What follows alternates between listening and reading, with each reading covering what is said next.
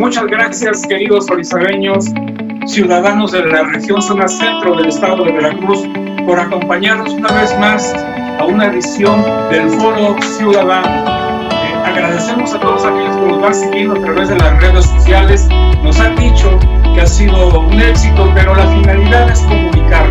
La finalidad es poder proporcionarle a la comunidad algunos datos de información, pues para que podamos tener de una manera más fluida de vivir. Hoy vamos a tocar un tema importantísimo, un tema que tiene que ver con la educación de nuestros hijos, pero principalmente qué sucede en los planteles educativos en la región de Orizaba ante este fenómeno del COVID que estamos padeciendo a nivel mundial, a nivel nacional obviamente, pero también aquí en la región de Orizaba, en esta región zona centro del estado de Veracruz.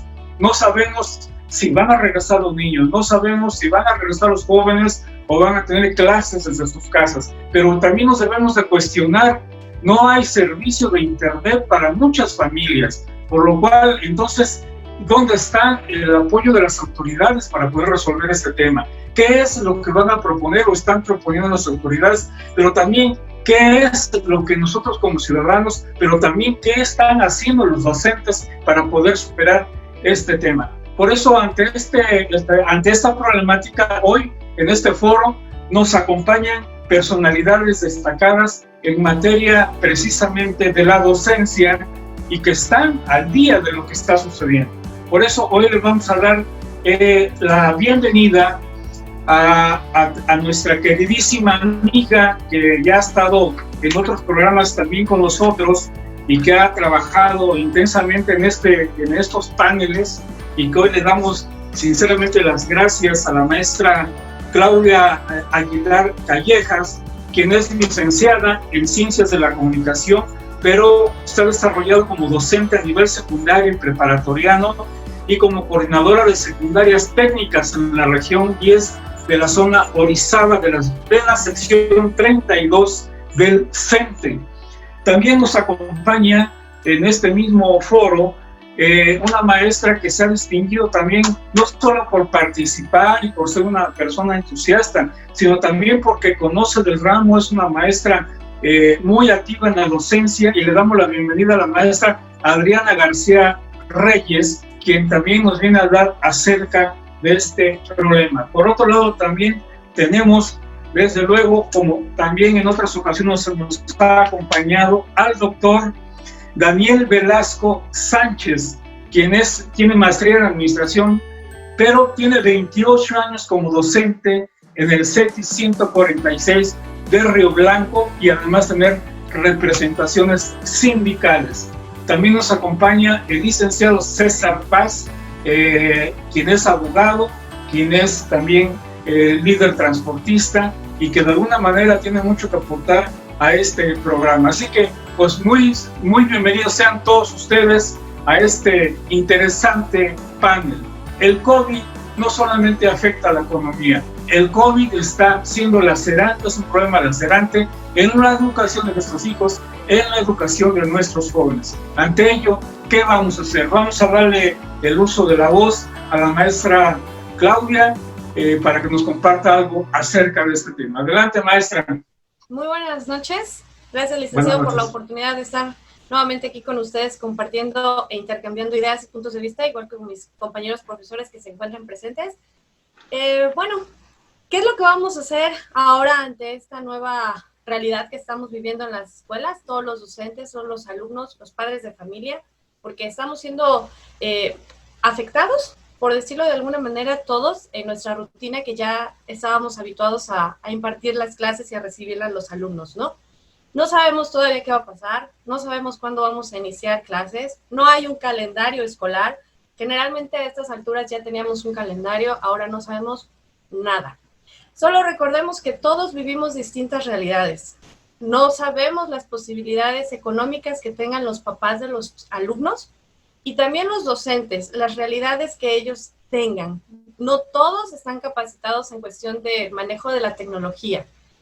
Empezamos desde marzo a vivir esta época de cambios, de transición, pero a todos nos agarró como que en curva, ¿no?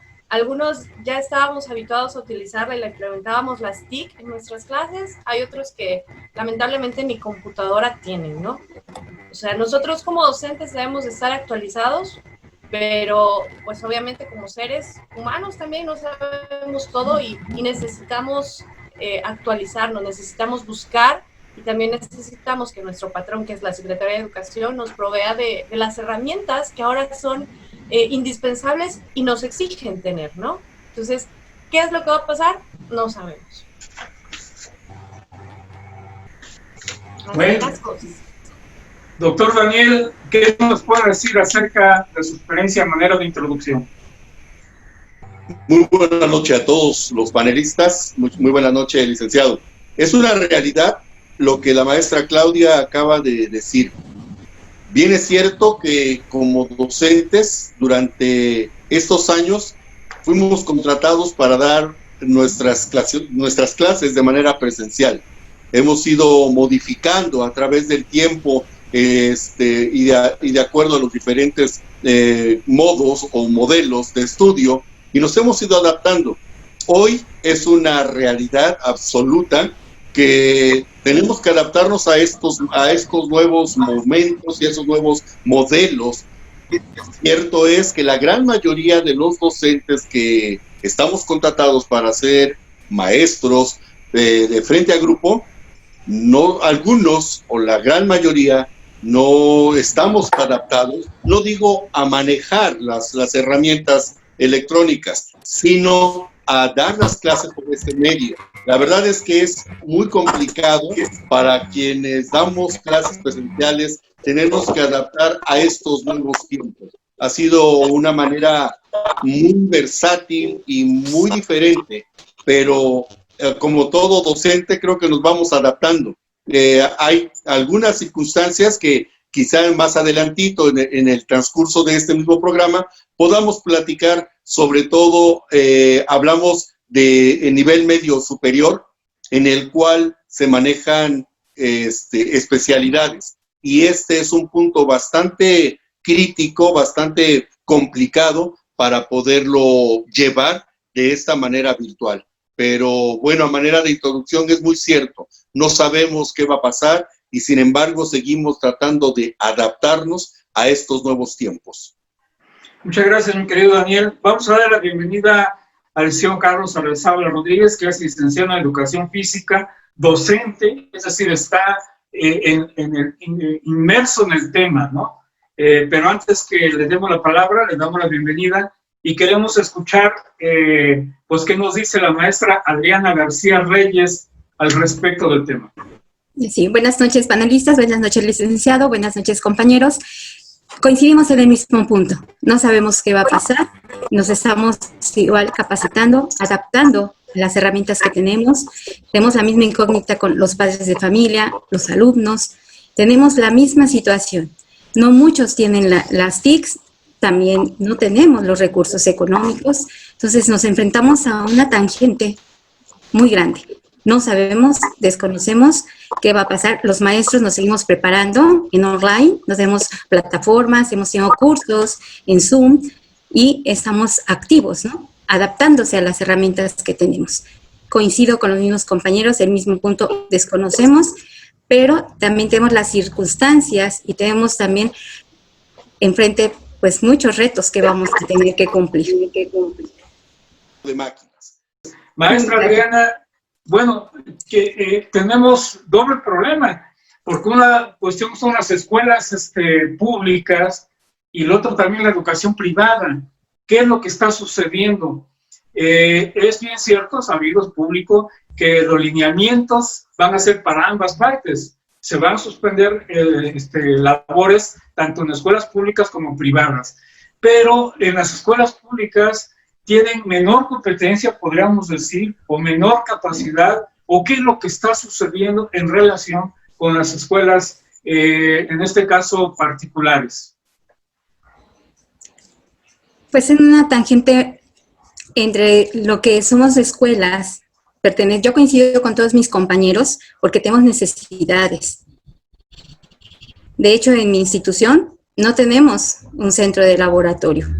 Estamos hablando de nivel secundaria, los chicos no se pueden desenvolver, los estudiantes, en sus habilidades y competencias, porque nos hace falta, ¿no?, un laboratorio. Entonces, todas esas situaciones, ahorita también tenemos que enfrentarnos a hacer las campañas de limpieza, como nos lo marca el taller de actualización, pero tampoco tenemos el recurso para hacer la campaña de limpieza. Nos piden sanitización, no tenemos el recurso, pero lo vamos a sacar entre los compañeros, somos un equipo, un trabajo colaborativo, y lo vamos a enfrentar. Entonces, ¿por qué? Porque queremos la seguridad de los alumnos, de los maestros y padres de familia, porque efectivamente no hemos recibido ningún apoyo. Ahorita la escuela se sostiene, como lo decía la maestra Claudia, el maestro Daniel, se sostiene a padres de familia y se sostiene a los docentes. Ese es el trabajo colaborativo que hacemos y efectivamente la tarjeta es muy grande. Nosotros, el sistema educativo, no está preparado para enfrentar una contingencia que implica, precisamente, tenemos faltas de recursos, empezando por el nivel económico. Los chicos se enfrentan a casa, no sabemos si tenemos recursos, en casa luego tienen hasta un celular para estar al pendiente de las tareas y esperar un horario a que llegue el padre de familia y así poderse comunicar. No podemos exigirles entrar a una plataforma porque ellos no tienen el recurso económico.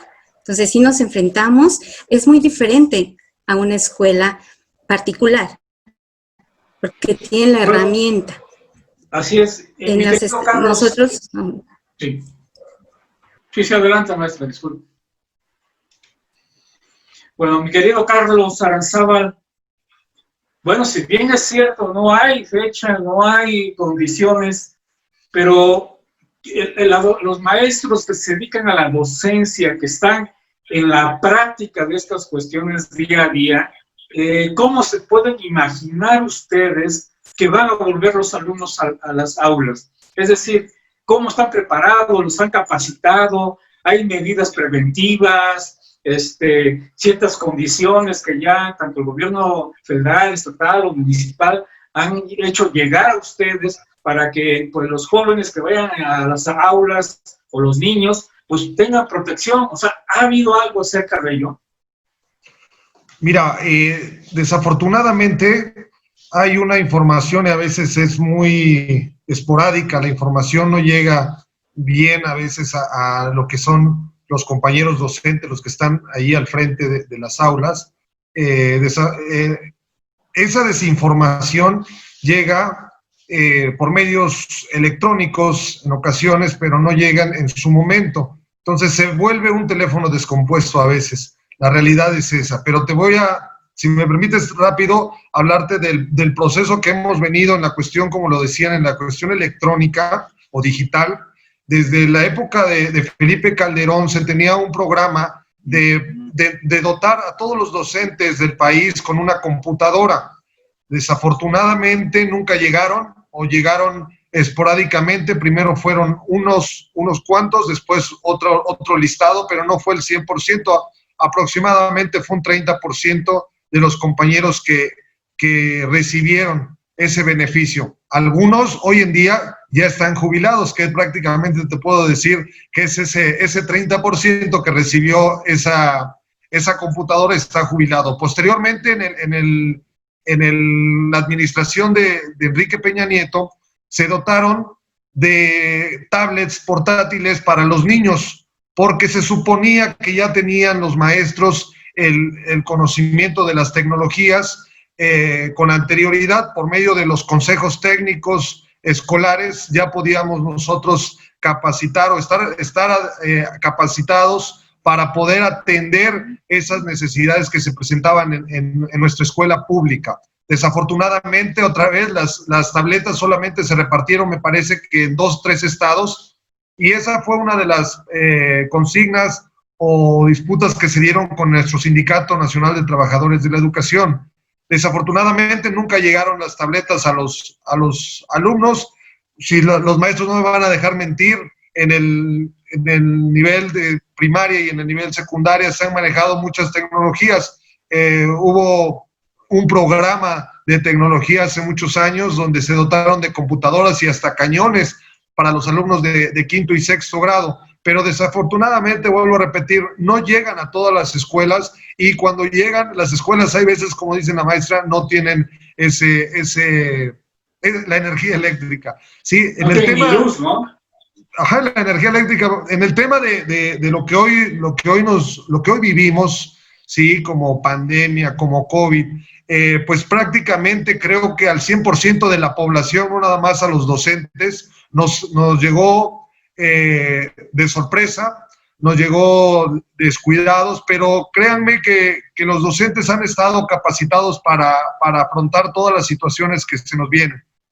Yo siento que los maestros han dado su mejor esfuerzo, han abierto su casa, han abierto un espacio, han hecho uso hasta de su propio dinero para comprar a lo mejor una computadora, un teléfono celular y poder comunicarse a través de los medios electrónicos con los niños. En este caso prácticamente es con los padres de familia, porque a veces también nuestros niños no tienen esa habilidad para poder usar la tecnología. Y no digamos que los maestros tienen la culpa en este sentido, ¿no? Son los planes y programas que presenta cada gobierno y que cada 6 años hay que cambiarlo, y los docentes son los que desafortunadamente que estamos en la batalla en las escuelas, pues tenemos que adaptarnos a todos esos planes y programas que nos presentan gobierno federal y gobierno estatal.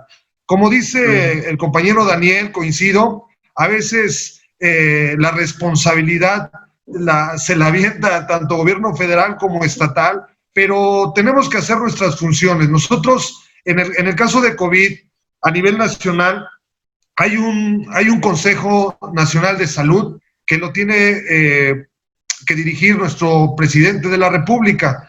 En escalafón o en escalada descendente, tiene que hacerlo lo mismo en los estados y en los municipios. También tenemos que hacer uso de nuestra sociedad de padres de familia, ¿sí? Siempre nosotros somos el apoyo, es nuestro apoyo la sociedad de padres de familia. Siempre con ellos hemos estado juntos, y yo te puedo decir que este problema que se nos presenta a todos los docentes, a todos los compañeros maestros del país, lo vamos a sacar adelante, porque todas las problemáticas del país que siempre se han venido a lo largo de los años, siempre los maestros y los padres de familia junto con los alumnos, y por el bien de los alumnos, hemos sacado adelante todos los temas difíciles. Muchas gracias, maestra Claudia. Es un número que desconocemos, ¿verdad? Pero ¿como cuántos maestros están activos en la docencia actualmente aquí en la región de Orizaba? Pero tengo una idea, maestra. No, pues realmente para mí es decir un número al azar sin tener pleno conocimiento, ¿no? Como mencionaba el profesor Daniel, o sea, somos demasiados porque estamos divididos por niveles educativos. Hay escuelas en donde tenemos dobles turnos, hay maestros que trabajan en ambos turnos, hay quienes nada más están en uno. Entonces, realmente es un número complicado para poderle externar. Lo que sí le puedo decir es que somos demasiados maestros, los que trabajamos al servicio de la educación, tanto en sistema federal como en sistema estatal, porque también aquí en la región tenemos escuelas estatales, tenemos federales, y pues tampoco nos conocemos todos, ¿no? O sea, es mucho, somos muchos. Y lo pregunto por lo siguiente, digamos, son bastante los maestros, pero también hay los maestros que están trabajando en las escuelas particulares, que tenemos conocimiento que como no hay clases, como no pueden estar activos, no les pagan. Y entonces impacta ya entonces en la economía de esas familias que dependen de ese trabajo. Y no vemos que haya apoyo del gobierno federal ni del gobierno del estado, ningún gobierno, para poder solucionar este problema. Pero debe de haber algo que hacer. Eso es lo urgente, y por eso nos estamos reuniendo en este momento. ¿Qué es lo que podemos hacer? ¿Cuál es la gran propuesta que necesitan escuchar nuestras autoridades para poder solucionar esto, mi querido Daniel? ¿Cuál es tu opinión? En un punto primordial, hablamos de la educación particular o de las escuelas particulares. Bien es cierto que al no haber clases, el alumno no va, pero sí recibe la clase, porque de alguna manera tienen que evaluarle y tienen que valorarle ese semestre o ese año lectivo. Por lo tanto, el maestro sigue estando al frente. Es algo que a los padres de familia pierden mucho este sentido. Ellos solamente dicen, bueno, es que mi hijo no va a clase, por lo tanto, ¿por qué le pagan al maestro? Le pagan al maestro porque tiene que hacer un esfuerzo mayor. Ya no es, ciertamente, ya no se presenta a la escuela, pero ahora tiene que preparar todo el material, tiene que preparar toda la academia para poder dar clases de manera virtual. Este punto es algo que el padre de familia no lo ve o no lo entiende de esta manera. Y te pongo un ejemplo muy práctico. En el caso de nosotros no nos llega la aportación económica, ni siquiera a la dirección. Se maneja por las aportaciones de los padres para poder llevar a cabo las actividades de la escuela. Pero dicen, es que no es obligatorio pagar. Cuando no se paga, entonces, ¿cómo se puede tener papelería? ¿Cómo se puede tener el servicio? ¿Cómo se puede cortar el pasto? O sea, cosas tan simples que se requieren. Esto es lo que a veces el padre de familia no entiende, no capta. Cuando se marcó el ya no cuotas escolares, yo creo que se malentendió o no se dio bien el concepto, porque dice, bueno, ya no tengo que pagar. Y si ya no tengo que pagar, pues yo no tengo que aportar. Sí, pero la parte que no entendieron es de que ya no pagas, pero entonces ahora papás de familia tendrán que ir a cortar el pasto a las escuelas, porque ya no va a haber cómo se pague. Entonces, esos detalles son los que se han perdido. Y regreso con la educación particular. La educación particular tiene ese punto.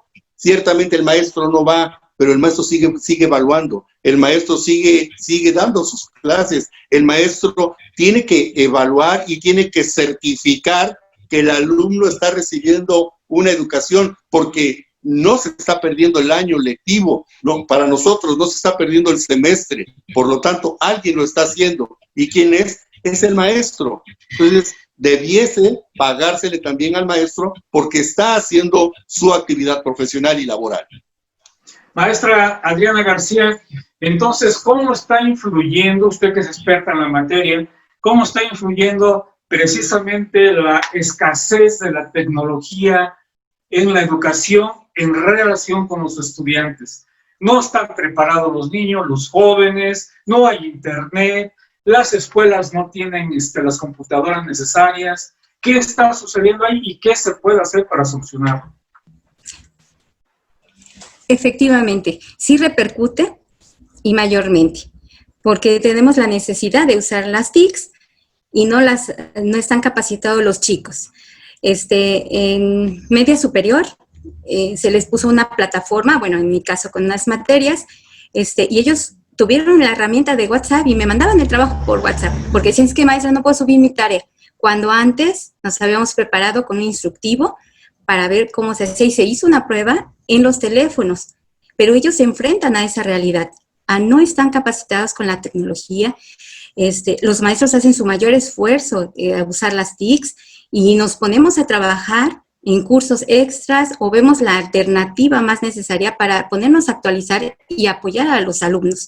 Y esa es la parte que yo coincido con los maestros que no ven, ¿no?, los padres de familia, que ¿por qué les pagan? Pues nos pagan porque trabajamos más.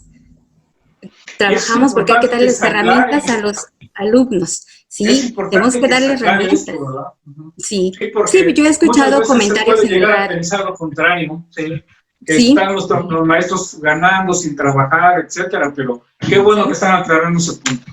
Sí, lo aclaramos, estamos en talleres de actualización, ahorita se suspende un consejo técnico, pero no se suspende, se pospone, y nosotros tenemos actividades, no me van a dejar mentir, en academias, el maestro Daniel Media Superior, tenemos actividades, tenemos plataformas, y estamos trabajando y nos estamos actualizando, y los alumnos, desafortunadamente, con su sistema económico, pues es difícil el acceso, luego para imprimir o mandar, escanear sus proyectos o mandarlos por vía correo, no cuentan económicamente en ese aspecto, ¿no?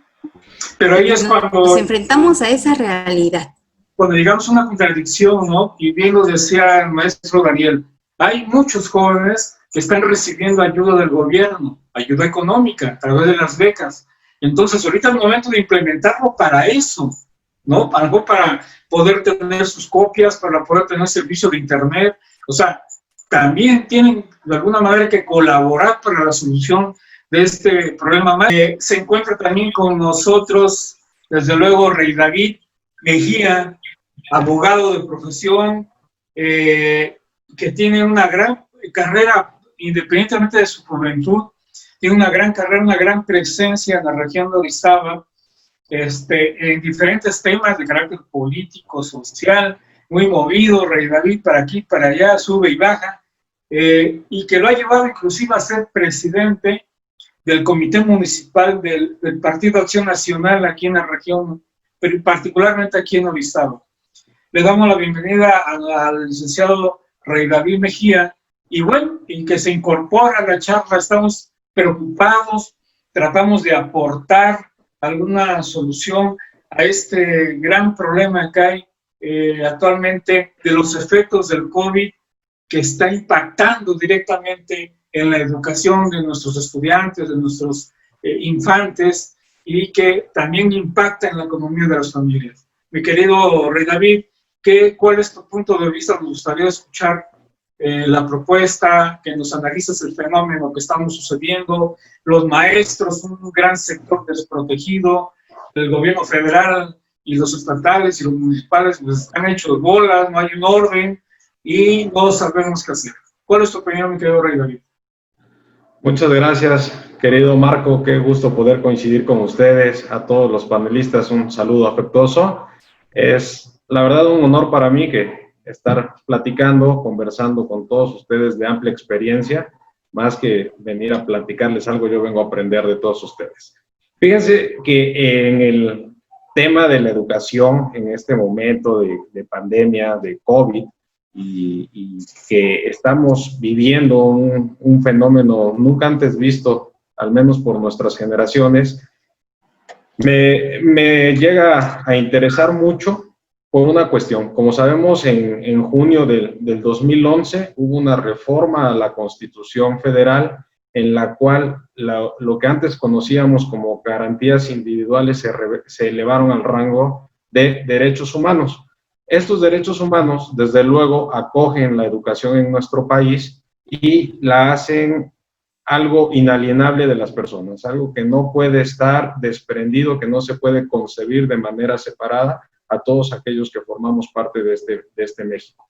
El artículo 3 nos habla de la obligación que tiene el Estado mexicano en sus 3 niveles, a nivel federal, a nivel local y desde luego a nivel municipal, de proporcionarnos las herramientas necesarias para que nosotros, como ciudadanos, tengamos acceso a este derecho humano de la educación. Nos dice que va a ser obligatoria la educación básica y media superior, es decir, desde el preescolar hasta la prepa. Sin embargo, en este momento, nosotros pasamos por una necesidad muy fuerte de analizar, de reconvertir el concepto de sistema educativo que tenemos a causa de esta pandemia. Porque al ser un derecho humano, a todos se les debe de garantizar este acceso de manera indiscriminada, lo que difícilmente puede suceder en este momento porque te están condicionando que vas a tener acceso siempre y cuando tengas una conectividad a internet, siempre y cuando tú tengas, incluso, digamos, energía eléctrica, que en muchas zonas rurales de nuestro país y de nuestra región es difícil de que algunas familias cuenten con ello. Entonces, es un gran reto para el gobierno. Debo de señalarlo ahí de manera crítica, decir, es ausente la presencia de nuestras autoridades locales, todo están descargando a nivel federal, y estos, pues, en un intento de querer solucionar el problema, dicen, vamos a tener sesiones virtuales, después se dan cuenta que no alcanza a cubrir las necesidades de todos los ciudadanos, y dicen, vamos a tener un sistema híbrido, donde aquellos que no tengan acceso a una computadora, donde no tengan acceso a internet, pues pueden acudir a clases normales, pero esto nos hace caer en otras hipótesis y en otros conflictos que yo creo que a lo largo de este programa vamos a desarrollar. Y pues bueno, hasta aquí dejaría en este momento mi participación para que lo vayamos desarrollando poco a poco. Pues hemos hablado a lo largo de esta edición de una serie de problemas, ¿no?, que se van presentando y que vamos viendo que no hay solución, pero quisiéramos enfocarlo más a nuestra región, a la región de Orizaba, de las altas montañas y particularmente de nuestro municipio, de lo que están pasando en nuestras escuelas aquí en Orizaba, en nuestras escuelas secundarias, en nuestras escuelas primarias, preprimarias, algunas universidades, facultades que están aquí. ¿Qué es lo que está sucediendo realmente, mi querida Claudia? Tú que eres experta en el tema, si nos puedes orientar, ¿y cuál puede ser la solución? Los maestros se tienen que arrimar buscando la solución porque las autoridades no se acercan, ¿no? Lo que estamos viendo. Nada más los vemos en los medios de comunicación, pero no hay solución. ¿Cuál es la propuesta de los maestros para solucionar este problema? Ok, Lick. Mire, lo que pasa es que para empezar nos tenemos que poner de acuerdo. Ponernos de acuerdo todos. Lo comentábamos en la mañana en un curso que teníamos. Algunos decían, bueno, utilizamos esta estrategia para que los alumnos tengan los aprendizajes en su casa. Les damos fotocopias, hacemos un convenio con una papelería y que los papás vayan a recoger ahí.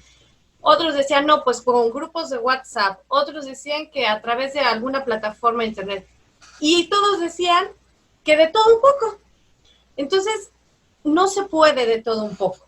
Porque si ya de por sí el maestro estamos con una carga excesiva de trabajo, tener que responder mensajes a uno por uno, porque no es lo mismo que en el aula, yo le doy la explicación y a todos hayan entendido, algunos no, se vuelve a repetir, pero la vuelven a entender todos en el mismo momento, no aquí uno por uno, uno por uno. Entonces, si uno me va a hacer las actividades de Aprende en Casa por la televisión, otro por la radio, otro las copias que yo les llevé a la papelería, otros por la plataforma, bueno, ¿cuándo voy a terminar de calificar? E independientemente de eso, bueno, como docente no importa, me están pagando, estoy trabajando, etcétera, etcétera. Pero entonces mis alumnos también están adquiriendo diferentes aprendizajes. No estamos unificando el aprendizaje y eso, para mi punto de vista, es una desorganización terrible. Desde el punto de vista como comunicóloga, que al final de cuentas pues es la carrera que yo estudié, pero ahora me desempeño como docente, veo que hay una comunicación muy deficiente en todos los niveles de gobierno. Dentro de la misma institución no hay realmente una comunicación interna, como decía hace rato el maestro Daniel, que a nosotros como docentes nos den a conocer realmente los avisos, pero bien hechos, no rumores de WhatsApp, no que me dijeron en Jalapa, me dijeron de México, me dijo mi compañero de otra escuela. Bueno, tenemos un relajo. O sea, realmente la comunicación interna de las escuelas es mala. Dentro de los mismos docentes no podemos alcanzar un punto de acuerdo, pues porque todos tenemos diferentes ideas y diferentes propuestas, ¿no? Entonces, lo primero que tenemos que hacer es unificar criterios, tratar de ponernos de acuerdo, siempre pensando que el alumno es lo importante. Como mencionaba yo, ya no importa si yo trabajo más horas que antes. Digo, al final de cuentas somos profesionales, somos responsables y lo vamos a hacer. Pero también necesitamos esa comprensión por parte de los padres de familia. Los maestros estamos siendo muy atacados por los padres de familia y lo podemos ver en diferentes chats, en diferentes mensajes que nos van llegando en la que dicen, pues no estamos haciendo nada, que les paguen a ellos nuestro salario, pero no es lo mismo, ¿no? O sea, yo atiendo 40 y tantos alumnos dentro del aula. Ellos están atendiendo a sus hijos, que al final de cuentas es la obligación de los papás estar al cuidado de los hijos.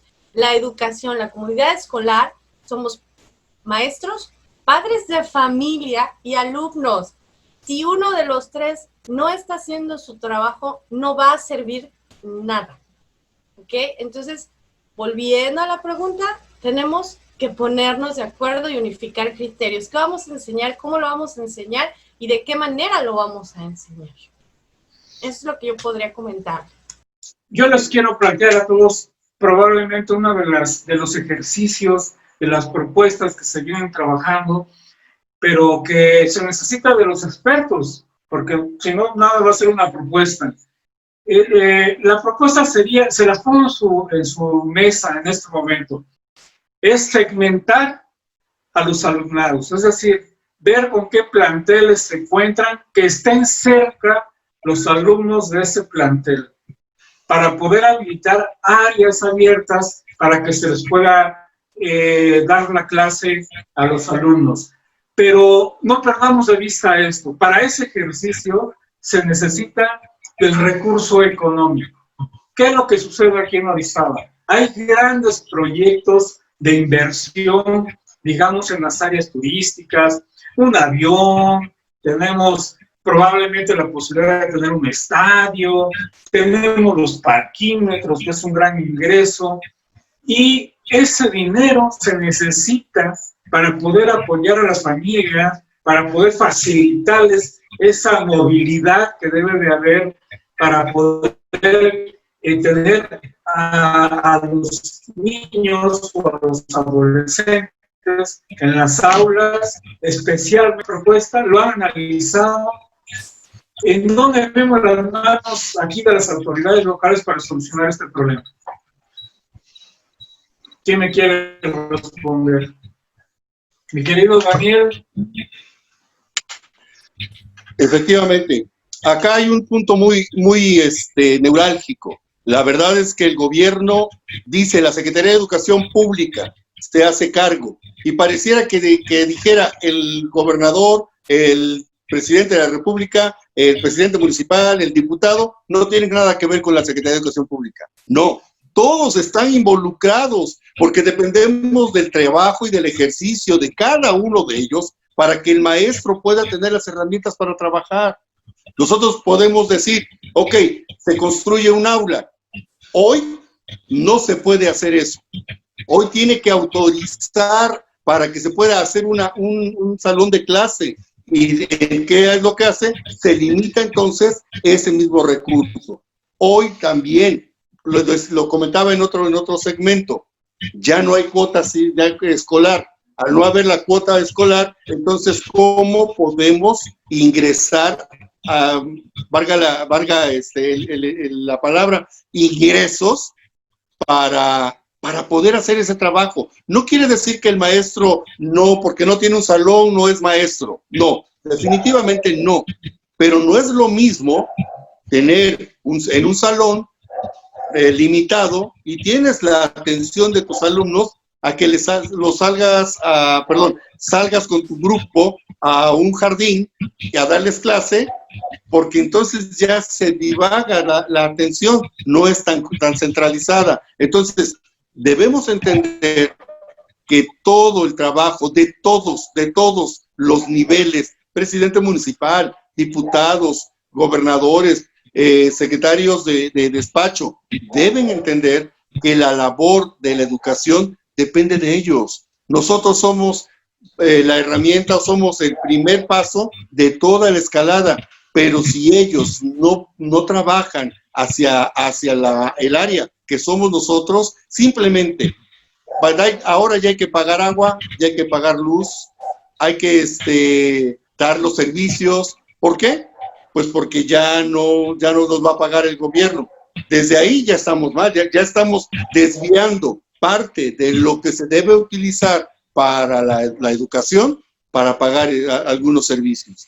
¿Qué significa? Gobierno, mira, el maestro tiene toda la disposición.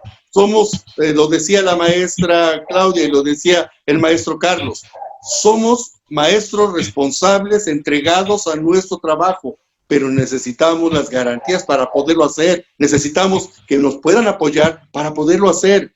Un maestro hoy no quiere decir que le sea imposible dar una clase, porque dicen, bueno, entonces, ¿cómo lo hacían telesecundarias? ¿Cómo lo hacían telebachilleratos? Sí, pero ellos tienen un salón de clase, tienen un grupo ya establecido y desde ahí dan clase. Nosotros estamos divagando porque dependemos de que el alumno primero quiera entrar, segunda, pueda entrar, y la tercera, que haya esa facilidad para poder ingresar a la plataforma. Son muchos factores, no nada más es porque el maestro se presenta y abre su computadora y ahí está todo su grupo. Eso no es verdad. necesitamos que también el alumno, que también los padres se puedan preocupar por llevar a los alumnos a clase, llevar a sus hijos a clase, llevarlos precisamente a donde el maestro está para dar esa clase. Maestra Adriana García, el mismo planteamiento, ¿qué nos puede decir? Coincido con el maestro Daniel. Aquí tenemos las tres autoridades, como decía la maestra Claudia, ponernos de acuerdo. Aquí serían en las autoridades federales, estatales y municipales. Maestro Carlos Alberto, yo tengo una pregunta especial para usted, porque sabemos que su especialidad es la educación física. Se está dando un fenómeno.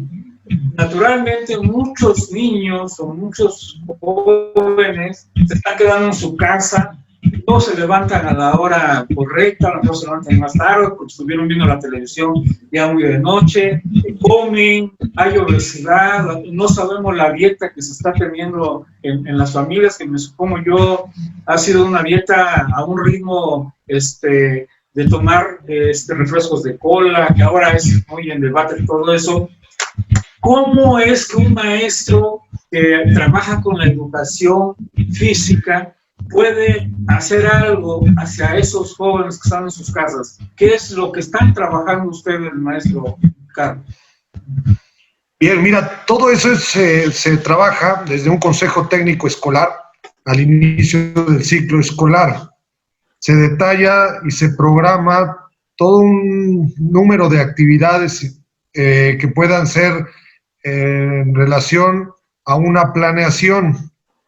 En este momento tenemos un receso escolar de más o menos 15 días, pero de todas maneras se han efectuado todas las actividades, se han propuesto actividades donde se desarrolle más lo psicomotor, habilidades motrices básicas, por ejemplo, actividades que sean de coordinación motriz, que desarrolle fortalezas en las cuales a lo mejor no es lo mismo que las desarrolla en la escuela, a veces con otro esquema, por ejemplo, el de correr, pero sí pueda desarrollar otras habilidades dentro de su casa. Pero, sin embargo, todo va de la mano en un consejo técnico. Yo te lo comentaba hace unos momentos. Los docentes trabajan desde un consejo técnico escolar y desde ahí se planifica todo el ciclo escolar y mes con mes los compañeros docentes nos reunimos, ya sea por grado, ya sea por escuela o por contexto escolar, y con eso planeamos o planteamos las nuevas estrategias o las nuevas metodologías que se pueden implementar en los niños. Tú hacías mención, perdón por tutear, hacía mención, Rey, del sistema que hoy se va a implementar o que se trata de implementar, el sistema híbrido. Es un buen sistema, desafortunadamente no va a ser un buen sistema para todo el país. En el sector rural es difícil, vuelvo a repetir, la cuestión digital, porque pues como lo comentaba la maestra Claudia, no a veces, no en todas las escuelas tenemos luz, ¿sí? Eso va a ser un problema. Imagínate que a veces tenemos el sistema telebachillerato y la tele no funciona. Entonces, desafortunadamente, es aquí en Orizaba, como tú me preguntabas, va a ser un buen proyecto, un buen programa si se emplea. Todavía es una propuesta, todavía no está por definirse, se va a dar a conocer el día 3, pero es un buen sistema porque es un dos en uno, el sistema presencial y el sistema digital. O el uso de la tecnología, pues prácticamente hoy los niños la están apenas interactuando con ella, pero los docentes, te digo, desde hace muchos años vienen haciendo uso de ella por los cursos, los diplomados. El uso de tecnologías lo manejamos ya muy bien, pero sí creo que este sistema híbrido en Orizaba puede ser muy benéfico. Sí se va a dividir los grupos como tú proponías, de por sí ya viene esa propuesta de la A a la N, los lunes y miércoles, de la M a la Z, los martes y jueves, y los días viernes son para apoyar una situación con los alumnos que lleven algún retraso en alguna materia o en una cuestión de la misma planeación. En ese sentido, yo te puedo decir qué es lo que falta, y les robo un minuto. Hace falta que todos tengamos nuestra responsabilidad, tanto el sistema federal, que lleve su responsabilidad como debe de ser, con un Consejo de Salud Nacional, incorporando Protección Civil, Cámara de Diputados, Cámara de Senadores, lo mismo a nivel estatal, un consejo estatal contemplando todos esos factores y todos esos espacios que tenemos, como es la Cámara de Diputados locales también. Ese es elemental para poder de alguna u otra manera ver la posibilidad de bajar los recursos a las diferentes escuelas. Y te puedo hablar y mencionar de nuestro municipio. El municipio tiene que actuar, tiene que implementar junto con Salubridad, junto con Sector Salud, junto con la Secretaría Regional, implementar estrategias para poder efectuarlas en cada una de las escuelas. Orizaba es muy grande y tiene contextos diversos, muy distintos. No todas las escuelas son iguales. Hay unas escuelas de 100 alumnos, hay otras escuelas de 500 alumnos, que todas son complejas. Desafortunadamente sí se tiene que dar y no lo han llevado a cabo. Entonces sí se tiene que implementar, incorporar a los supervisores de los niveles educativos, incorporar a las sociedades de padres de familia, porque te vuelvo a repetir, los padres de familia y los maestros son los únicos que han sacado adelante el sistema educativo nacional. Muchas gracias, Carlos. Quiero replantearle la pregunta a mi querido Rey David. Yo creo que nos vas a orientar muy bien en esto que replanteo. Tenemos el escenario de un ayuntamiento de la ciudad de Orizaba que está preocupado por fomentar el turismo, por invertir grandes cantidades en el deporte, en un futuro estadio deportivo, publicitar todo ello para que veamos que es un pueblo turístico, ¿no? Un pueblo mágico, la región de Orizaba, que sí es cierto, ha tenido sus beneficios. Pero en este momento, con la situación que estamos viviendo a nivel internacional, nacional y desde luego local, ¿es correcto lo que está haciendo el ayuntamiento?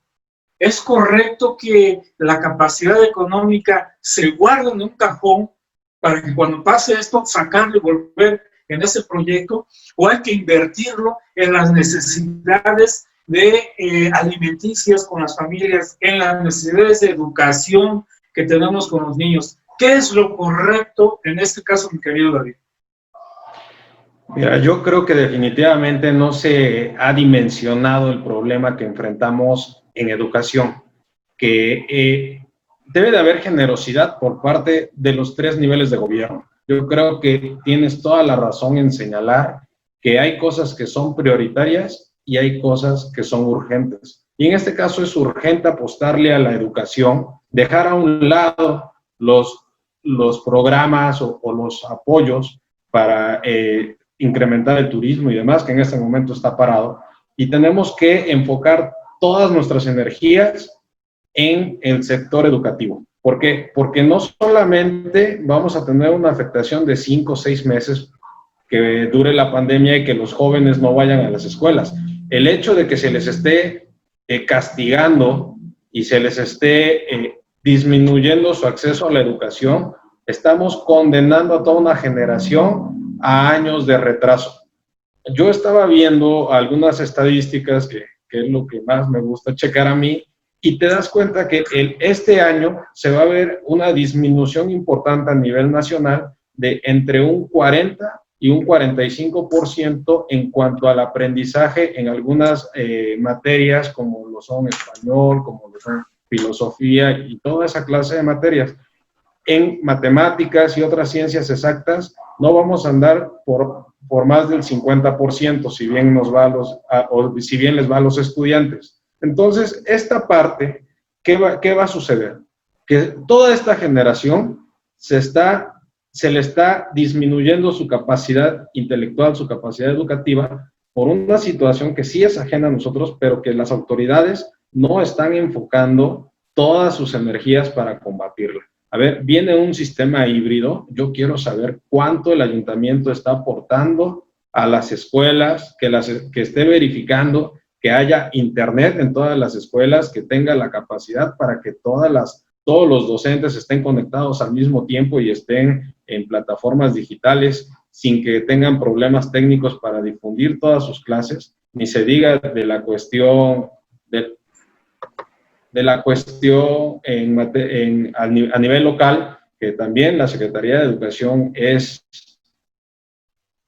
ausente en su toma de decisiones y que, repito, todo lo descarga a una Secretaría Federal. Y yo quise partir en mi intervención, o en la primera intervención, de que es una obligación de los 3 niveles de gobierno, precisamente por eso, porque tenemos que aterrizar.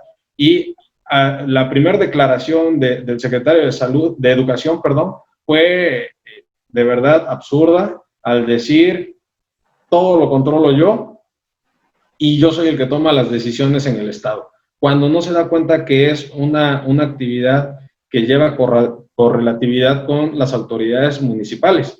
Las autoridades municipales en Orizaba, en el caso concreto, hemos visto que de manera puntual salen a señalar las omisiones, pero no así para decir qué me toca aportar y con qué es lo que yo tengo que participar para que la juventud orizabeña no se vea tan afectada en el sistema de educación que en este momento tenemos. Bueno, pues ha quedado muy claro, mi querido Rey David, tu planteamiento, y vamos a pasar a las conclusiones. Para eso vamos a dar un minuto a cada quien. A ver, maestra Adriana García, para finalizar esta edición, ¿qué nos puede decir? Bueno, que los retos de nosotros es enseñar y aprender desde el contexto actual que tenemos, y apoyar y actualizarnos y adaptarnos a las necesidades que hemos presentado. Muy bien, mi querido Daniel, un minuto. Trataré de ser muy breve. Nuevamente, yo reitero mucho, la educación no es igual. La educación no nada más es de primaria hasta la universidad. Hay factores que debemos contemplar. Bachillerato, por ejemplo, en el caso de nosotros, CETIS, CEBETIS, aún los CEBETAS, tenemos factores que son totalmente diferentes.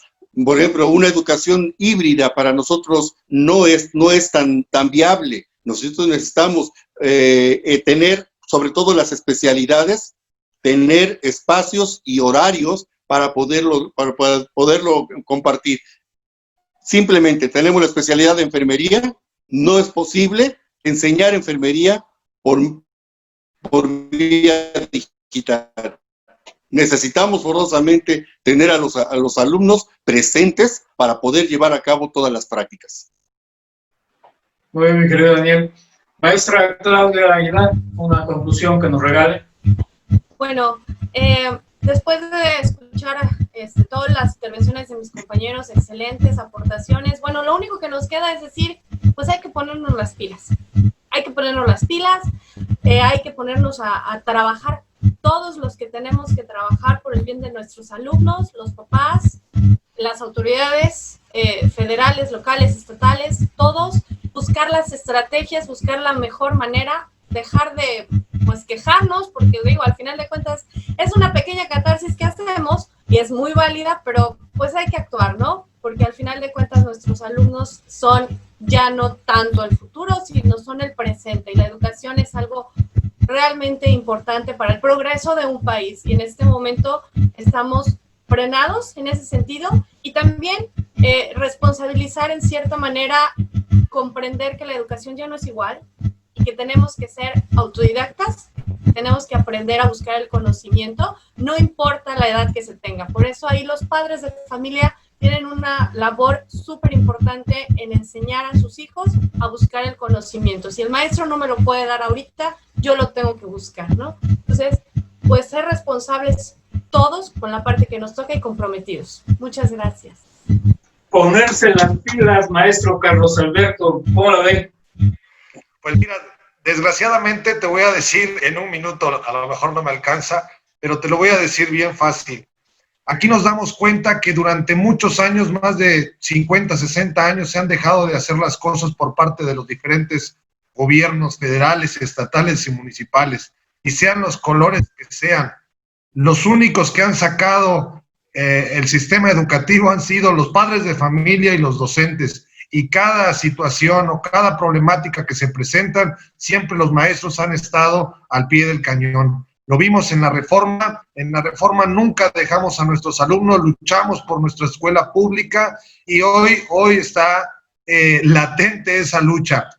Hoy vemos esta problemática que se nos presenta difícil, como difícil se nos va a presentar también en lo económico, en lo laboral. En muchas circunstancias se van a presentar problemas, pero hoy el docente desde casa o desde cualquier trinchera, el docente está al pie del cañón en compañía con los padres de familia. Los gobiernos han dejado de hacer la tarea, pero los maestros sí estamos cumpliendo.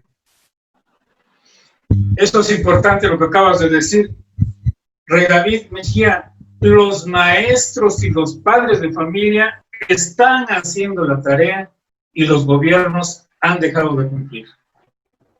Bueno, antes que nada, efectivamente debo de hacer un reconocimiento a todos los profesores, que ellos están de tiempo completo, ya no están trabajando de 8 de la mañana a 12 a 1 de la tarde, ya tienen que ponerse a trabajar el doble, incluso hasta el triple, para sacar avante esta generación, y no precisamente que lo hagan como un rehén también para sacar adelante sus intereses personales, porque al final de cuentas sí son los más castigados, los maestros y desde luego los alumnos. Entonces, mi reconocimiento a todos ustedes y desde luego hay un llamado a todas las autoridades para que hagamos cada quien lo que les corresponde en la medida de sus posibilidades y de sus obligaciones. Mi querido Rey David, y a todos ustedes, querido panel, les quiero agradecer este magnífico esfuerzo y ejercicio que acabamos de hacer en este panel, en donde estamos hablando del COVID y la influencia que hay en las aulas de nuestros alumnos, de nuestros hijos. Gracias por este esfuerzo. Esperemos que esta contribución nos ayude a nosotros como sociedad, como personas, como padres de familia, a poder orientarnos y encontrar las soluciones prontas que se necesitan en este gran problema. Hay algo importante que hay que señalar y que quiero recalcar. La frase de Carlos me encantó. Dice, los maestros, los padres de familia están haciendo lo suyo. Claro, porque la educación tiene esos dos pilares, pero también las autoridades están dejando de hacer lo suyo. Y que este programa, esta misión se hace llamado urgente para las autoridades federales, estatales y municipales y se pongan las pilas, como decía la maestra Claudia. Hay que ponerse las pilas para sacar adelante este gran problema que está afectando a toda una generación y a una gran masa de maestros que están haciendo un gran esfuerzo, pero lamentablemente el esfuerzo que están haciendo lo están haciendo solos. Y a usted y a mí, como padres de familia, nos corresponde seguir contribuyendo a la medida de nuestras posibilidades. Quiero agradecerles a todos, esperando que esta emisión sea provechosa para todos los que estuvimos pendientes en este programa. ¿Y por qué hacemos todo esto? Porque Orizaba es de todos. Muchas gracias y que pasen una magnífica noche con su familia. Gracias. Gracias.